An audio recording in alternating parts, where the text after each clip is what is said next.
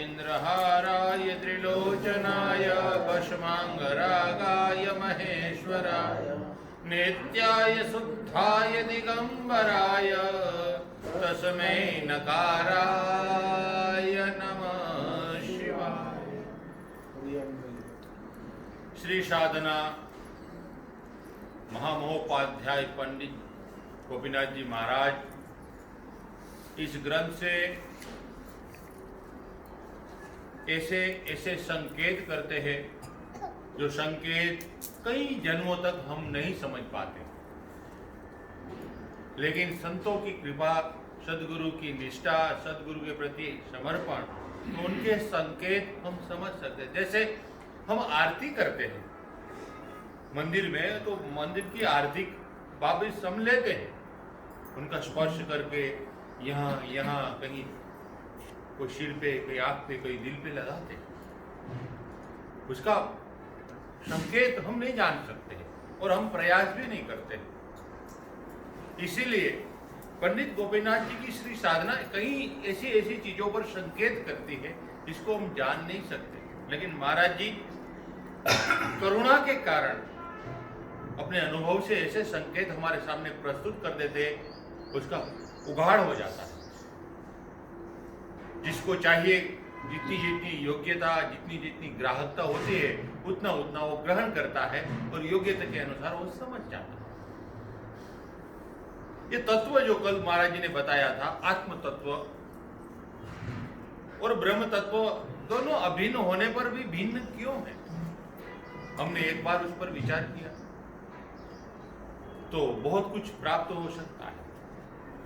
अभिन्न होने पर भिन्नता का जो आवरण आ गया है, किन खाब का जो आवरण है, वो पर्दा लगाया है, वो किन खाब का है, उसको इतना जल्दी से हम दूर नहीं कर सकते। इसीलिए परमात्मा हमारे बहुत अहेतुक कृपा करने वाले हैं हमारे पर। इसीलिए महाराज जी हमको बहुत सरलता से और सहजता से ऐसी ऐसी बात हमको समझा देते। कल महाराज जी ने बहुत अच्छा सुनाया और कल मैंने भी कहा था महाराज जी को, कल मुझे भी बहुत अच्छा लगा। ये तत्व क्या है, तत्व के विषय में क्यों ब्रह्म तत्व, क्यों उसको ब्रह्म कहा जाते हैं, उसका ब्रह्म तत्व व्यापक क्यों होता है, उसके आकाश के साथ क्यों तुलना करिए, इसकी चर्चा महाराज जी ने कल अपने अनुभव से सुना।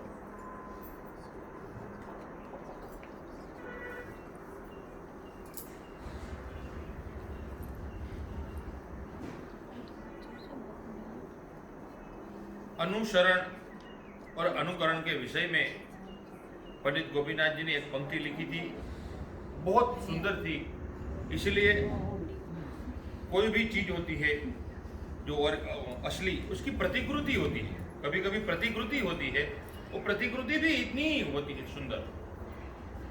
इसलिए भगवान की आकृति और प्रतिकृति को प्रणाम करते हुए पंडित जी ने कहा था कि कोई भी चीज का अनुसरण करने से हमको बहुत कुछ प्राप्त हो जाता है, अनुकरण करने से प्राप्त नहीं।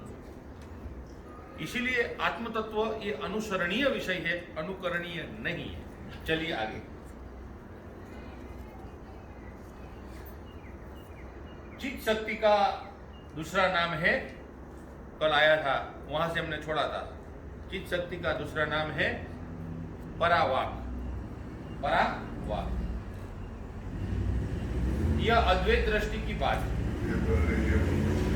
आत्म तत्व और ब्रह्म तत्व 13वां प्रकरण है, बोला था, फिर बोल देता हूँ।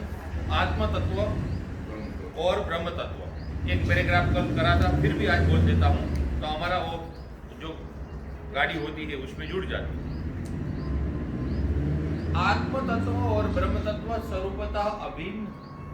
जिस प्रकार अग्नि में दाहकता शक्ति है, उसी प्रकार आत्मा भी स्वरूपभूत आत्मशक्ति है। शक्ति और शक्तिमान या शक्ति का आश्रय वास्तव में अभिन्न। जिस प्रकार आत्मा स्वरूपतः एक है, उसी प्रकार शक्ति भी स्वरूपतः एक। आत्मा का स्वभाव जो है, उसकी शक्ति का स्वभाव भी वही।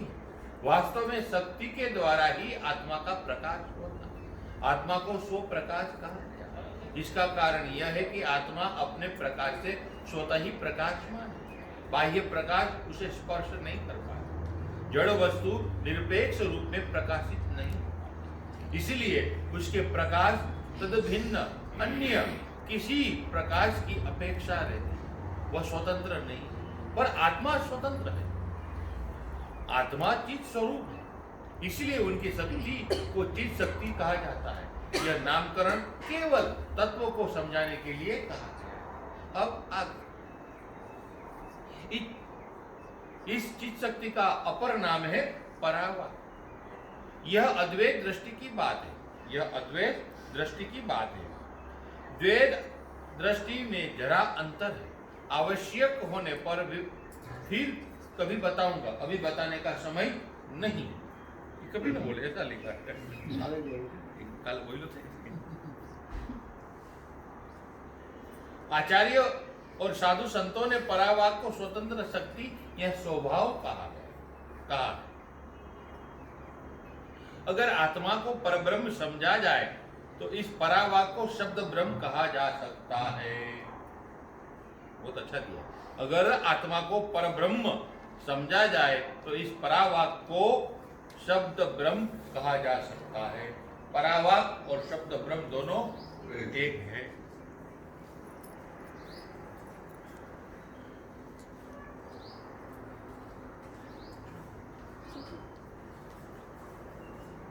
परावाक की शब्द ब्रह्म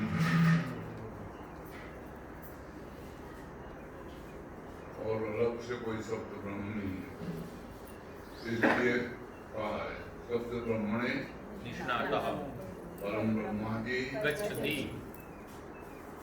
जो उसमें निष्णात हो जाता है, जान लेता है, पूरी तरह से समझ जाता है, उसकी गति परब्रह्म। ऐसा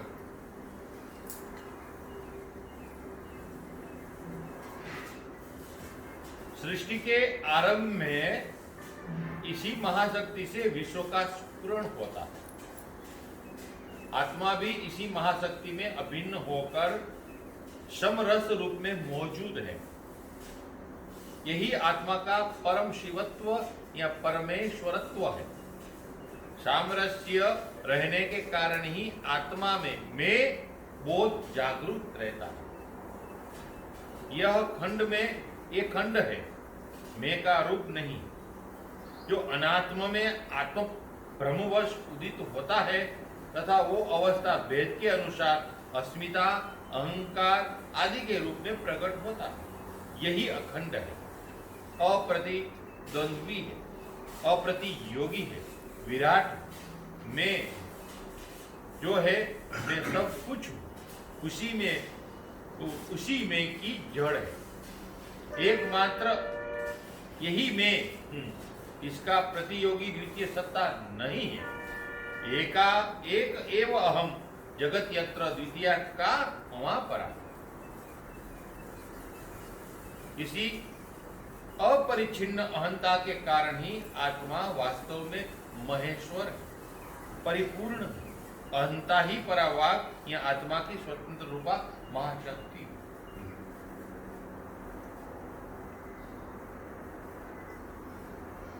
शक्ति रूपा महाशक्ति भी वही परावाकी है, उसी से सब जानकारी प्राप्त होती है और उसी से संसार भी तुम्हारा जगमग कर रहा है, दिख रहा है, व्यवहार हो रहा सब, और उसी से परमात्मा भी प्रकट होता है। वो एक ही है, लेकिन हमारे दृष्टि में भेद होने की वजह से हमको परमात्मा नजर नहीं आता है, संसार नजर आता है। संसारी को देख पाते हैं। दृष्टि जब अभेद हो जाती है, उसका भेद समाप्त हो जाता है, तो वो परमात्मा देखता है। और मजे की बात यह है, सृष्टि भी परमात्मा रूप हो जाती है। फिर एकमात्र परमात्मा ही रहता है, द्वैत के लिए कोई जगह नहीं। इसलिए दृष्टि को ज्ञानमयी करना, यही है वास्तविक तत्व।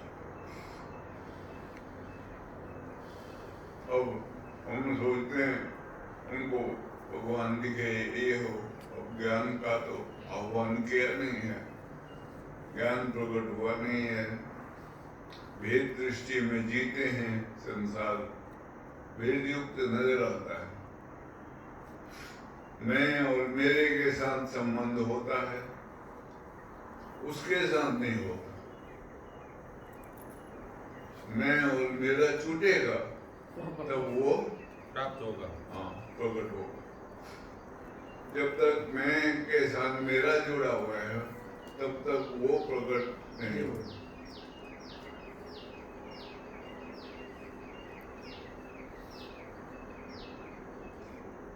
इसलिए संतों ने, जिन्होंने गहराई से खोज करी है, उन्होंने साधना के ऊपर भार दिया है, जोर दिया है। साधन करो, चिंतन मनन करो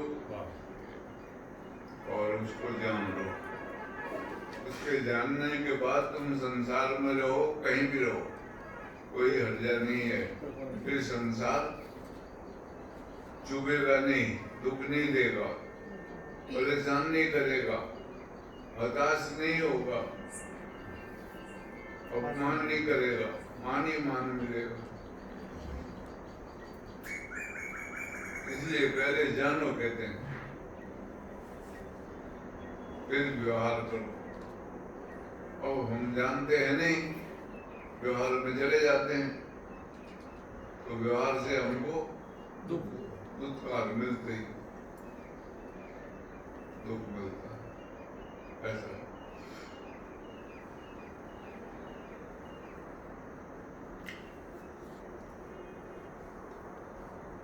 एक एव अहम जगत अत्र द्वितीया का ममापरा, इसी अपरिच्छिन्न अहंता के कारण ही आत्मा वास्तव में महेश्वर है। परिपूर्ण अहंता ही परावार या आत्मा की स्वतंत्र रूपा महाशक्ति है। इसीलिए जगत भिन्न भिन्न रूप में हमारे सामने प्रकट होता है। वो दृष्टि स्वतंत्र रूप बनकर महाशक्ति रूप बन जाए, तब जगत भी अपना ही स्वरूप बन जाता है, जो महाराज जी ने अभी बताया। इसीलिए गुजराती भाषा यहाँ याद आ जाए, और गुजराती में इसका अच्छा विवरण दिया है परमात्मा की, ये जगत के। ओ आ संसार स्वरूप चेतारू विध विध रूपे रचेलु न्यारू। संसार स्वरूप चेतारू विध विध रूपे रचेलु न्यारू। प्रभु बंधन बाजा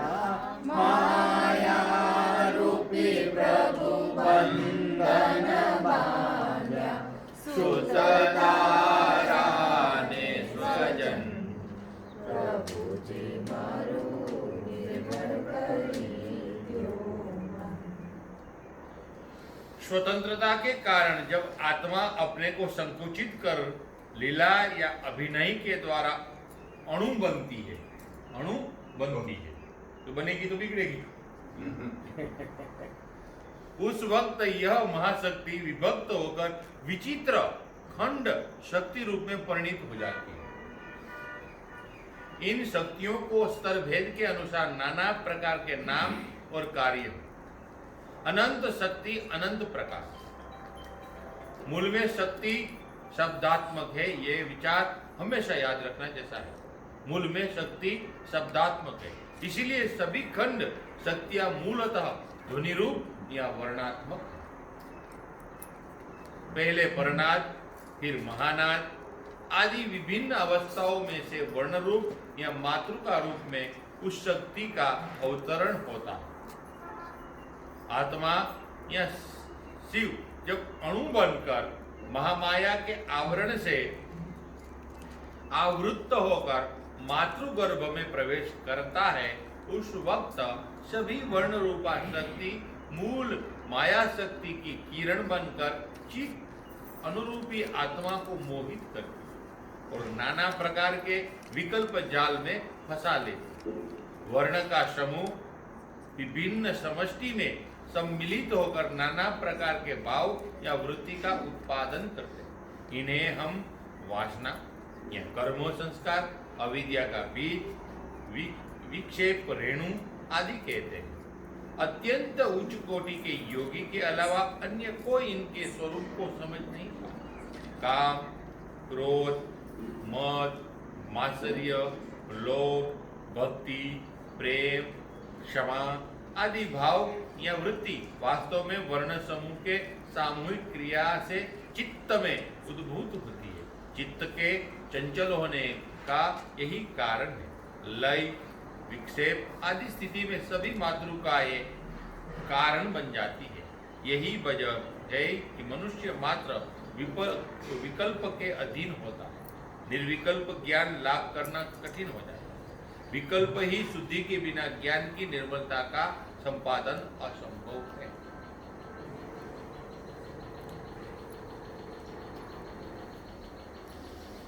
विकल्प शुद्धि होना जरूरी है। ये मातृकाएं हैं जो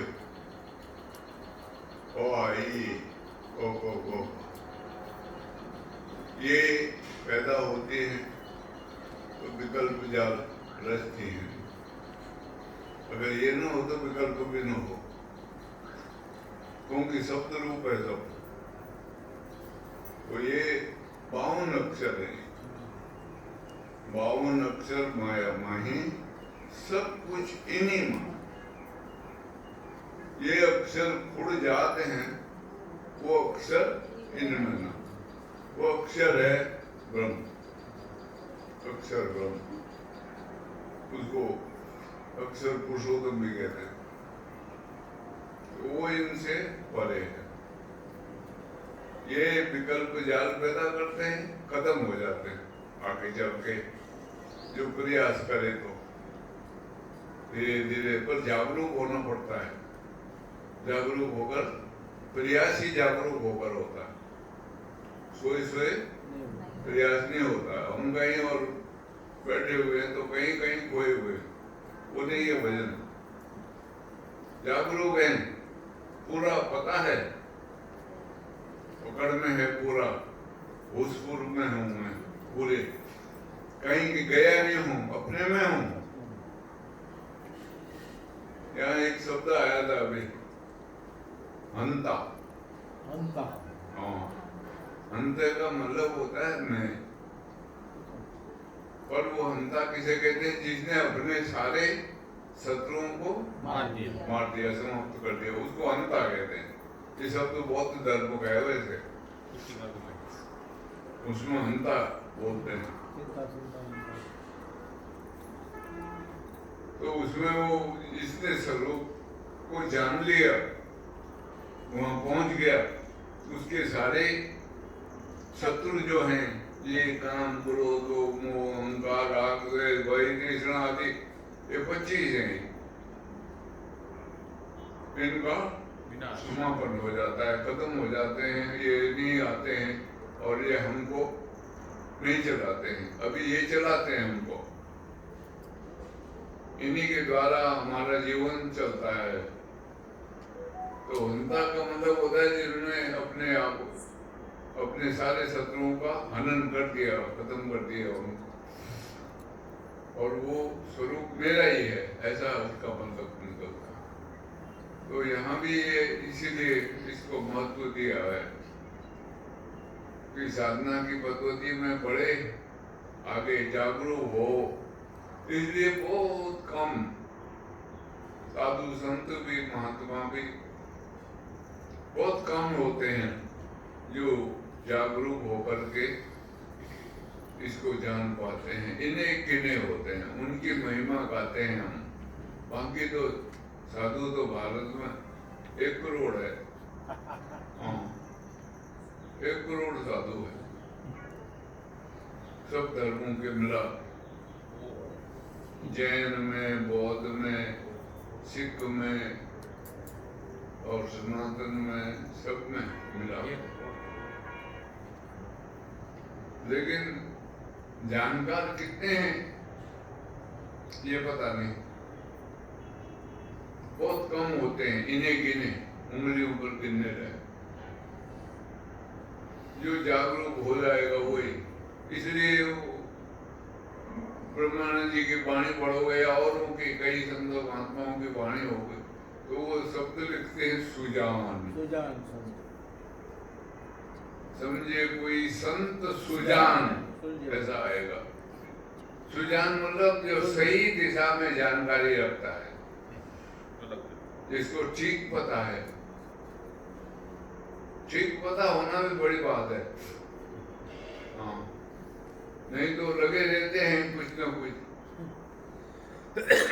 वो कहते हैं राम राम जपते रहो, जब लगी घट में प्राण, कबहू तो दीन दयाल के भनक बढ़ेगी कान। अब दीन दयाल कहीं बैठा हुआ हो तो उसके कान में भनक पड़े। अब उसको तो हमने बुला रखा है, पीट कर रखी है, तो भनक कहाँ जाएगी? अब वो दीन दयाल तो हमारे में है बैठा हुआ, लेकिन हम उसको कभी ख्याल में नहीं ले पाते। तो अलग अलग मतांतर होते हैं, उनके अनुसार चल रहे होते हैं। अब उनसे बोलो कुछ तो बुरा मानते हैं, गुस्सा करते हैं। इसलिए वो शब्द सुजान शब्द दिया है। वो सही जानकारी जिसको है सुजान है, बाकी सब अजान है। अजान का मतलब जिसको पता नहीं है, एक वो भी है, और एक अजान का मतलब है जिसके अंदर जान नहीं है, मरा हुआ है। हाँ, एक जिसको पता नहीं है वो अजान है, एक जिसको जान नहीं है। कोई की बात है, वो जान होगी तो जागरूक होगा, जान नहीं होगी तो नहीं होगा, तो सोया सोया। ऐसे कई जन्म, हजारों जन्म सोए सोए बीत जाते, निकल जाते हैं। एक दो नहीं, हजारों जन्म। वो डॉक्टर को मैंने बोला था अहमदाबाद, मैंने कहा कम से कम 5000 जन्म के बाद बने हो गए आप डॉक्टर। ऐसे नहीं बन गए। तो ऐसा है, ये संसार की विद्या भी थोड़ा काम तो आती है, उस पर संसार के भोग देती है और काम नहीं आएगी। परमार्थ के लिए तो बिल्कुल ही काम नहीं आएगी और बहुत बड़ी बाधा है। इसलिए उपनिषद कहता है अंधम तमः प्रविशन्ति अविद्या उपासते ततो भूय युक्ततमः विद्यायाम रतः। वो कहते हैं जो जानते नहीं है, मालूम नहीं है जिनको, वो अंधकार लोक में चले जाते हैं। लेकिन उससे भी बड़े अंधकार में वो जानते हैं, जाते हैं, जो जानते हुए भी अपने को बड़ा मानते हैं हम बड़े विद्यावान हैं, महाअंधकार में चले जाते रहते हैं, अंधकार में ही नहीं। तो वो ठीक बात है किसी हद तक, क्योंकि ज्ञान का जो है संसारिक ज्ञान, इसका जो नशा है ये बड़ा खतरनाक है। कोई पद मिल जाए बड़ा तो देखो आदमी को कितना नशा चढ़ा होता है। वो जाने वगैरह एक भजन गाया करता था, गाना गाता था, किसी को हरे हरे नोट का नशा है, किसी को सूट बूट कोट का नशा है। हम जो थोड़ा सा पी के जरा झूमे तो सबने देखा, जंगल में मोर नाचा किसी ने नहीं देखा।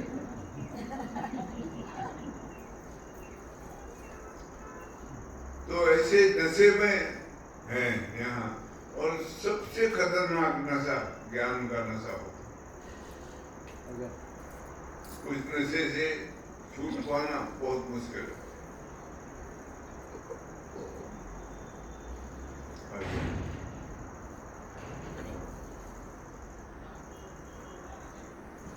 तो इसलिए खोए खोए जीवन व्यतीत हो जाता है, जाते तो हम सुजान नहीं हो पाते।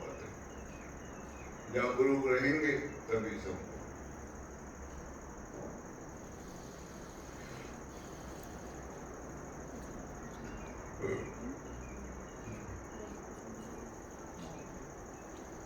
सृष्टि की धारा में परावाक से पश्यंती, इसके बाद मध्यमा वाक का आविर्भाव होता है।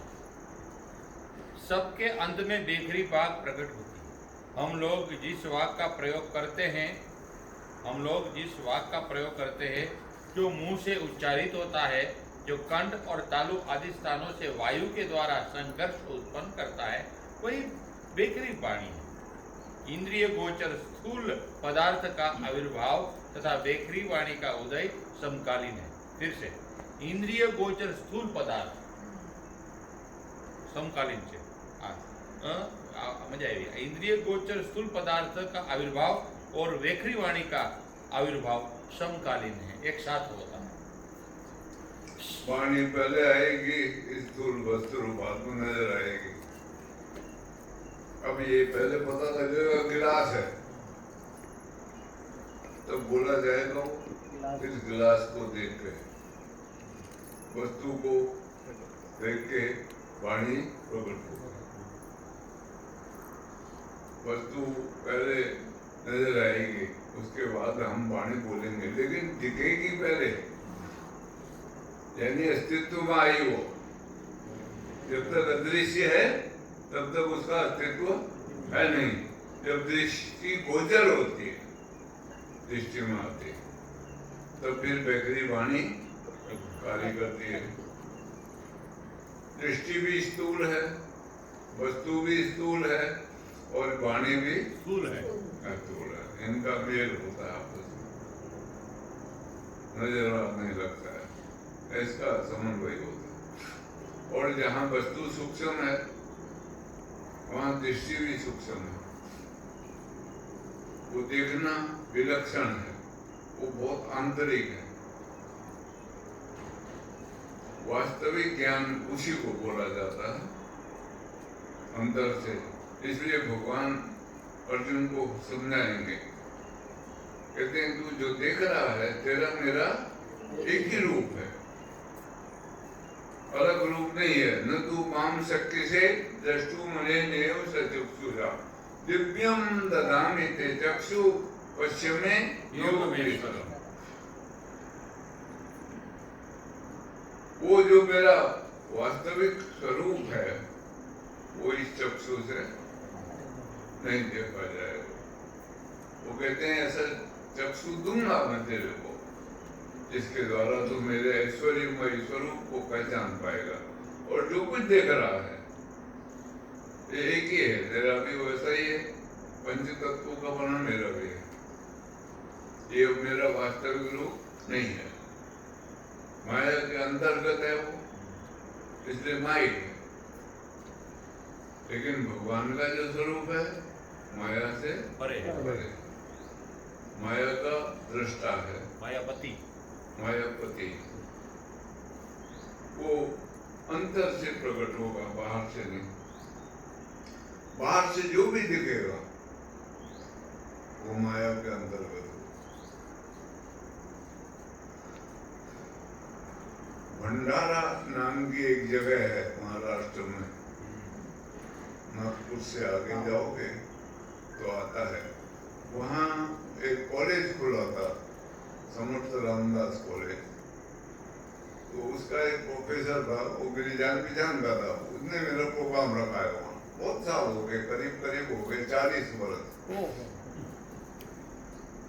तो वहाँ ये बोला था, वो गोचर जहाँ तक मन जाए सो सब माया जानो भाई।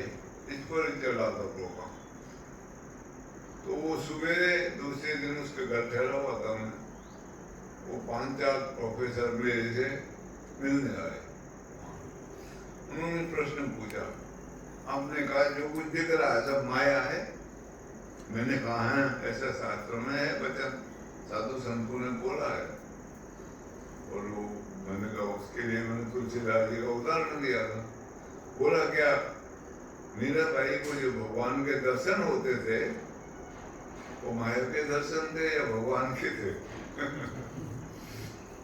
ऐसा मैंने कहा, स्थूल रूप में अगर देखते हो तो माया का दर्शन था। लेकिन मीरा को जो ज्ञान था, भगवान की जानकारी थी, वो माया के अंतर्गत नहीं। हाँ, उसके द्वारा पहचाने जाते थे भगवान, उस ज्ञान के द्वारा। मैंने कहा, अगर आपके सामने अभी एक लड़का बंसी बजाते हुए आ जाएगा तो आप उसको क्या भगवान कहोगे?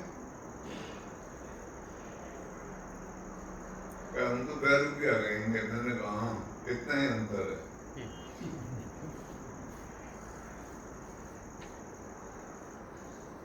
जिसको समझ है, दृष्टि ज्ञानमय, वो तो विषय ही रखा है।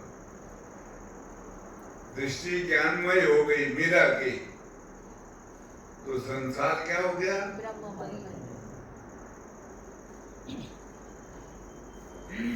ब्रह्म सत्यम जगत मिथ्या। पर दूसरी कड़ी बोली है, जीवो ब्रह्मेव ना परम। उससे भले नहीं हो, अलग नहीं है, वही स्वरूप है। लेकिन यही है, दृष्टि ज्ञानमयी करना जरूरी है। उसी के लिए सब साधन भजन का प्रावधान ऋषि मुनियों संत महात्माओं ने करा। तभी दृष्टि हाँ, नहीं तो दृष्टि चल रहा काम संसार में, क्रोध होके सब गुजर रहे थे दिन। जिंदगी हुई गुजर जाएगी, कहते हंस के ना सही रो के गुजर जाएगी।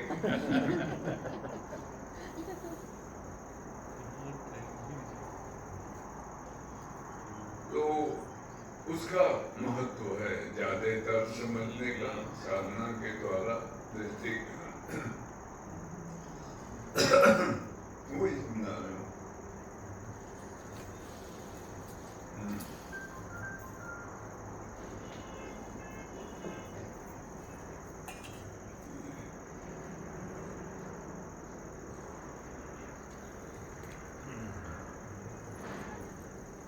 शब्द और अर्थ, ये वाणी और अर्थ परस्पर संस्पृष्ट है। इसका अनुभव साहित्यकार कवि कालिदास को अधिकतर मात्रा में था। पदार्थ जब इंद्रिय ग्राह्य होता है तभी वाणी बेखरी होती है। समस्त विश्व बेखरी वाणी के स्तरों में विद्यमान है। योग शक्ति के प्रभाव से हम लोगों को बेखरी के स्तर से उठकर मध्यमा के स्तर में प्रवेश करना ही पड़ता है। पर चित्त शक्ति के उन्मेष हुए बिना मध्यमा के स्तर में प्रवेश करना नितांत कठिन है। चेतनता आएगी, जागरूकता से चेतनता आएगी, तब मध्यमा वाणी में प्रवेश होगा। बैकरी से क्या है वही चिंतन मनन विचार है, सोच विचार मध्यमा का गुणधर्म है। चिंतन मनन मध्यमा का गुणधर्म है। लेकिन वो तभी संभव है जब जीवन में चेतन जागरूकता आ जाएगी, चेतनता आ जाएगी। नहीं तो चल रहा है सबका काम, गुजर जाता है टाइम सबका ऐसे ही। अब जितना भी है पढ़ाई लिखाई, कॉलेज, यूनिवर्सिटी आदि आदि सब बेहतरी है सबकी। चिंतन मनन में कोई साधु संत महात्मा मात्र मिल जाएगा, नहीं तो कोई नहीं जाता। जो इसका लक्ष्य होगा जानना, कुछ अजान रह जा रहा है, व्यर्थ जा रहा है जीवन, मुफ्त में खा पी करके शरीर को पालते रहे, आज तक इंद्रियों को भोग देते रहे, अहंकार का पोषण करते रहे और कुछ नहीं कर रहे हैं। इससे जब विचार उठेगा ऊपर, कुछ जानना बाकी है, तो लक्ष्य बनेगा उसका, तब वो मध्यमा में प्रवेश पाएगा। मध्यमा वाणी बुद्धि की वाणी है, विचारों की वाणी है, चिंतन मनन की वाणी है। बैकरी वाणी बिखरने की वाणी है।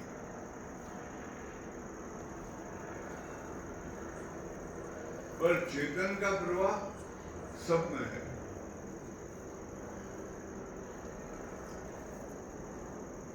परा से बैकरी में ये अवरोह क्रम है,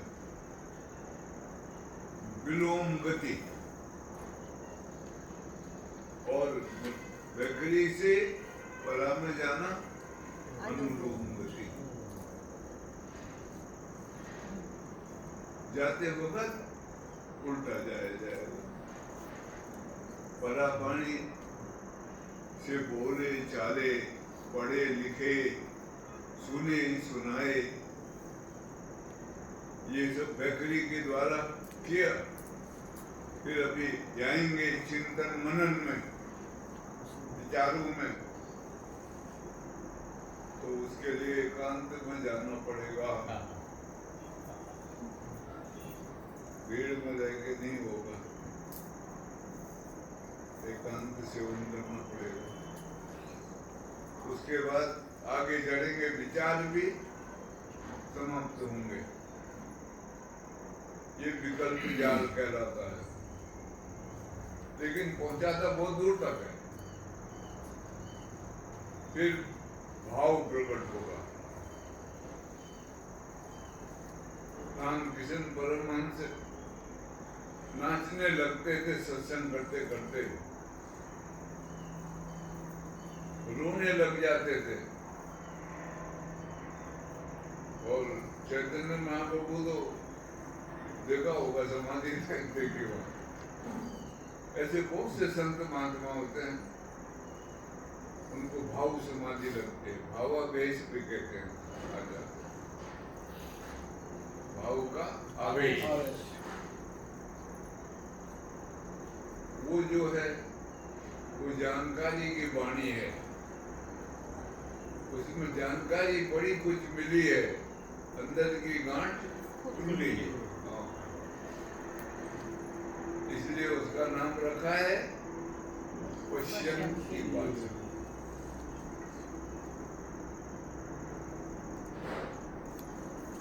फिर वहां से भी आगे जाना है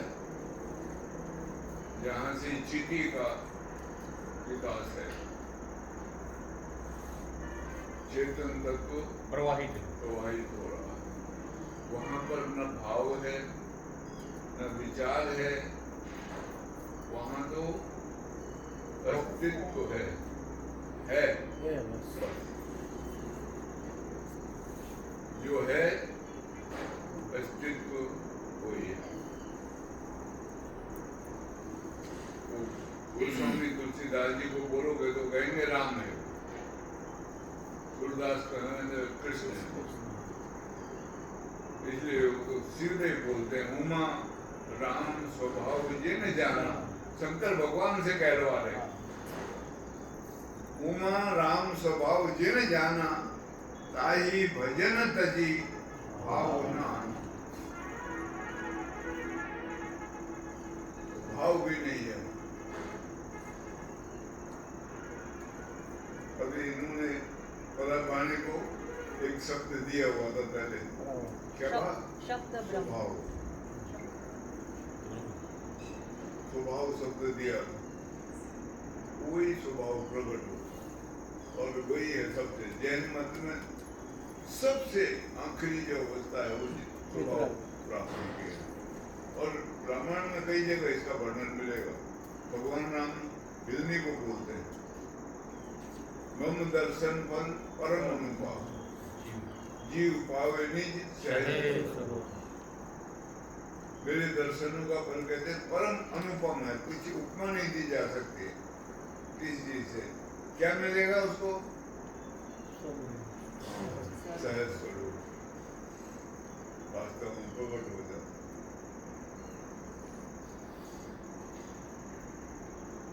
उस सब भाव से, सब विचारों से, विकल्पों जाल से पर वहां सिर्फ होना है, और वो होना शिव के साथ युक्त है। क्योंकि परापानी का जो उन्मेष है कहाँ से होता है? अक्षर खानी, अक्षर वाणी, अक्षर से अक्षर उत्पानी। अक्षर कर्ता आदि प्रकाश, ताते अक्षर जगत विलास। अक्षर निर्गुण ब्रह्म निकाय, 10 अवतार सो अक्षर माया, अक्षर निर्गुण ब्रह्म निकाय। हाँ, तो वो जो रूप है शिव का, उसमें से बड़ा बाण प्रकट होती है। कोई चिति शक्ति है, चेतन और भगवत तत्व वही है, उसी को भगवती भी कहा। भगवान की जो शक्ति है भगवती, वो भगवती। शिव शक्ति, ये दो नाम इकट्ठे चलते हैं। शिव शक्ति। कभी देखी होगी मूर्ति, आदि फोटो बनाता है अर्धनारीश्वर, आधे भगवान होते हैं, आदि बाबू, आधे उनकी माया होती है, इकट्ठे ही होते हैं।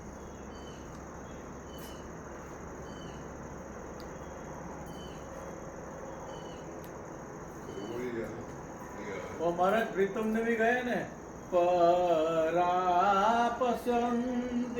ने मजमा वैखरी, ए मजमा काट गड़ाय रे सोहानीला, आरे अवसरमाने ने सदगुरु सेव्या। भाई आज महाराज जी एक 3-4 मिनट की एक आरती है, तो उस दिन ही हमने बोले थे, ढूंढ रहे थे हम। और आनंद मंगल करो आरती 2-3 मिनट की, ये आए हैं, अच्छी आवाज है उनकी। हाँ, महाराज जी आनंद मंगल आरती हम डाली दी खाली। હાલો હું ગાવ દો ગાશું આનો રાખો તમારો માઇક દીવે ને રાજવા કા દીધો જરા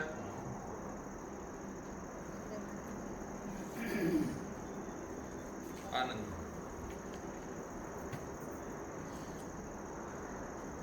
પેલી આનંદ મંગલ કરું આરતી હરે મારે ગુરુ આંગણે સંતની તુલસીનો ક્યારો પ્રિન્ટર છે બાર મોટે આપી યાર હા હા અમને મોટે છે બોલો ને સર, બોલો. આનંદ મંગલ કરું આરતી હરિ ગુરુ સંતોની સેવા હરિ ગુરુ સંતોની